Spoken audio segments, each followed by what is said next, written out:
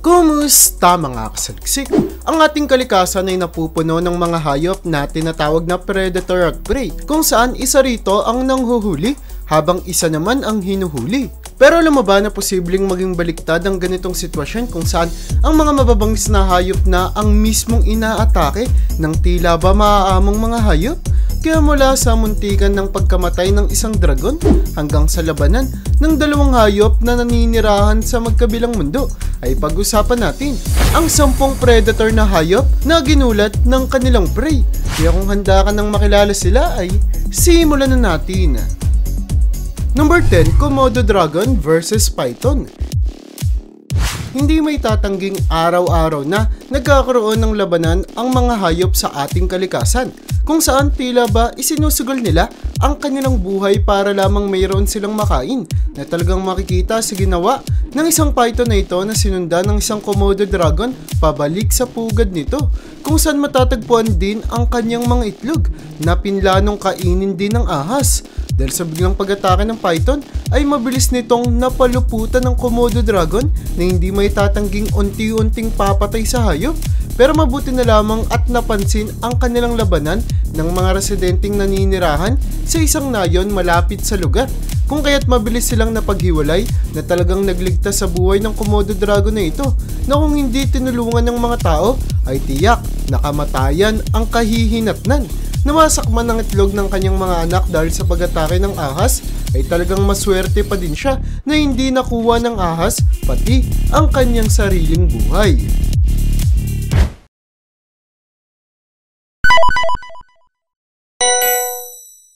Number 9, Puma versus Oso.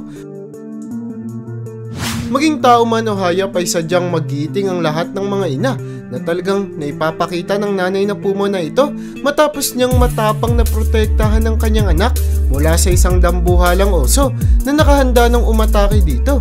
Makikita na kahit pahigit na mas malaki ang oso kumpara sa batang puma ay walang takot niyang binantayan ng kanyang anak habang binabantayan ng oso, na walang nagawa kundi lumayo na lamang matapos siyang intimidahin ng nanay na puma na hindi mag-aalinlangang umatake. Kung sakaling lumapit pa siya ng kaunti sa anak nito, makikita lamang talaga sa video na ito kung gaano kahanda ang isang tunay na magiting na inang isakripisyo ang kanyang sariling buhay para sa kaligtasan ng kanyang mga anak. Number 8, Butiki versus Leopard. Sa safari ng bansang Zambia sa Africa ay nakuha na ng video na ito na sigurado akong magpapatawa sa marami sa atin. Dulot na mayroong isang leopard na paulit-ulit na kinakalmot at tinatapik ang isang butiki dahil sa pag-aakala nitong madali lamang niyang mapapatay ang hayop. Malayo man ang agwat ng laki ng pangangatawan ng dalawang hayop, ay makikitang kinakaya pa ding protektahan ng butiki ang kanyang sarili kahit pa sa isang dambuhalang pusa gaya ng leopard, kung saan ginagamit nito ang kanyang mahahabang buntot na tila ba isang latigo upang takutin at intimidahin ng hayop, na dahil nakitang hindi tumatalab ang kanyang mga kalmot at pag-atake sa butiki ay tila ba napagod na lamang, kaya't hinayaan niya na lamang ito at naganap ng ibang hayop na makakain. Number 7, Sloths versus Agila.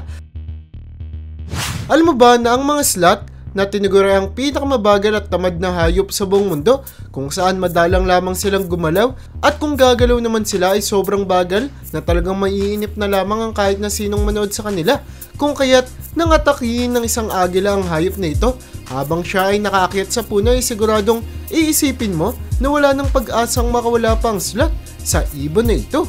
Pero agad mong makikita sa video ang mabagal ngunit tuloy-tuloy na pag-atake ng sloth upang ipagtanggol ang kanyang sarili at takutin ang agilang umaatake sa kanya. Dahil sa mabagal na pag-atake ng sloth ay nakitang tila ba nalito ang ibon sa ginagawa ng hayop na gusto niyang kainin, kung kaya't ginamit ng sloth ang oras na ito para bumaba sa puno at makatakas mula sa ibon, na naging dahilan para makiligtas siya mula sa isang terribleng pangyayari kung sakaling natuloy ang plano ng ibon na pagtangay sa kanya. Number 6, Anteater versus Jaguar. Maniniwala ka ba na ang hayop na anteater na kilala sa kanilang hilig sa pagkain ng mga langgam ay kayang makipaglaban kahit pa sa mga mababangis at dambuhalang mga hayop gaya ng jaguar o puma. Ang ganitong pangyayari ay naipakita ng tangkaing atakihin ng jaguar na ito ang isang anteater na sa una ay aakalain mo na dahil sa bilis ng mga jaguar ay madali lamang nitong matatalo ang anteater. Pero dapat mong malaman na ang mga anteaters kahit pa hindi agresibo ay kayang-kayang protektahan ang kanilang mga sarili.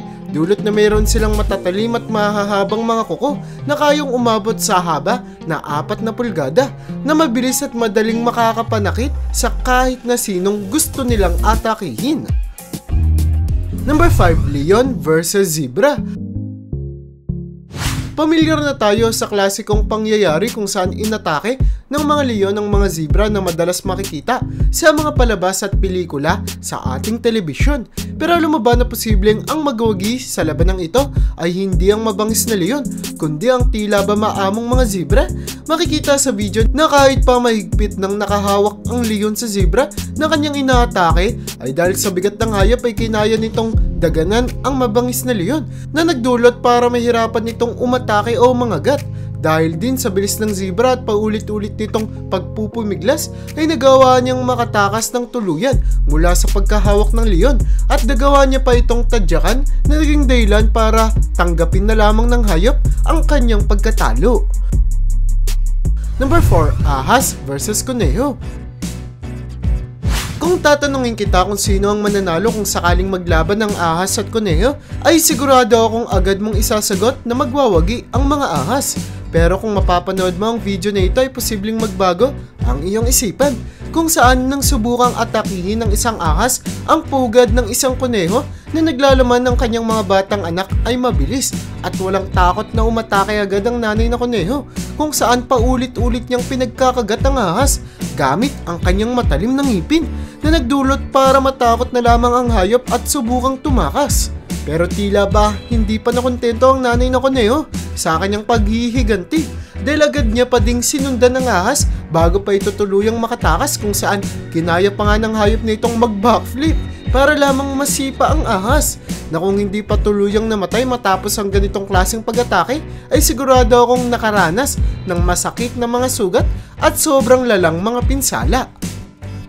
Number 3, petrel versus penguin. Sadyang napakadaming mga nakamamanghang hayop sa ating kalikasan kung saan mayroon sa kanilang may kakayanan na talagang nakatutulong upang makaligtas sila kahit pa sa isang terribleng sitwasyon na ipinakita ng grupo ng mga penguin na ito kung saan matapos atakihin at tangkaing kainin ng isang petrel o ibong dagat, ang isa nilang kasamahan ay agad nila itong pinalibutan at pinrotektahan upang hindi man lang makalapit dito ang ibon.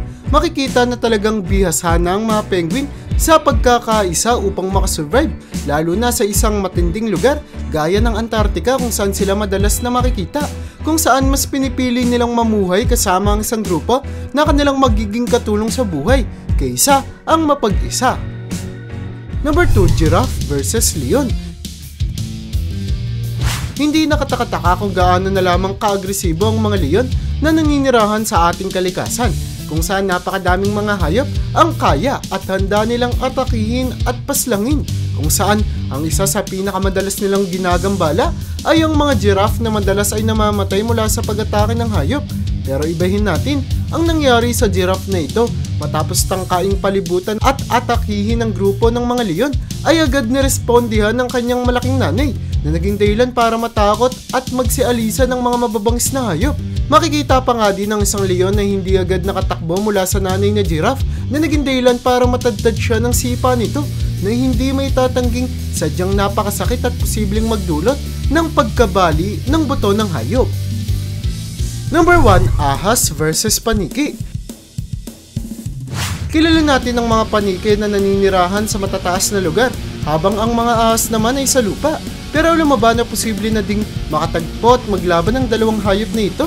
Makikita sa video ang isang paniki at ahas na tila ba nakapalupot na sa isa't isa nang hindi nagbibitawan, kung saan sa hindi malamang dahilan ay nag-aaway ang dalawang hayop na talagang gumulat kahit pa sa kumuha ng video. Mabuti na lamang at nagawang makatakas ng paniki mula sa matinding pagkagat sa kanya ng ahas na naging dahilan para walang kahit na sino sa kanila ang madisgrasya o mamatay. Pero kahit na ganun pa man ay nananatili pa ding misteryo kung paano nagsimula ang alitan ng dalawang hayop na ito na naninirahan sa tila ba magkaibang mundo.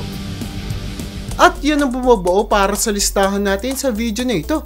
Talaga namang napakadaming mga nakamamanga at pambihirang mga kaganapan ang nangyayari sa ating kalikasan kung saan kahit pa mayroong batas dito na ang mga malalakas ang siyang nagwawagi at nakasusurvive ay posible pa ding mabaliktad at ang mga malalakas na hayop na dating nanguhuli ang siya na ngayong hinuhuli. Kaya para sa'yo, alin sa mga tunggalihang ito ang pinaka nagustuhan mo? I-comment mo naman yan sa baba. At hanggang dito na lang muna ang aking bahagi. Hanggang sa muli mga kasaliksik, maraming salamat sa panonood. See you in my next vid.